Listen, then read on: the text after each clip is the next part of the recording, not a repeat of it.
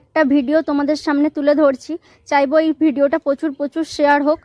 এটা হচ্ছে হেলান থেকে তিলকচক যাওয়ার রাস্তায়, এখন তিলকচকে যে প্রাইমারি স্কুলটা আছে তার সামনে এখানেই বন্যার বাঁধ ভেঙেছিল, বানের জলের রেসটা গেছে, কিভাবে ভাঙন ধরেছে, রাস্তাটা পুরো মাঝখান বরাবর একদম ফাটল ধরে গেছে, আর কি বড় ফাটল ধরেছে তোমরা দেখো।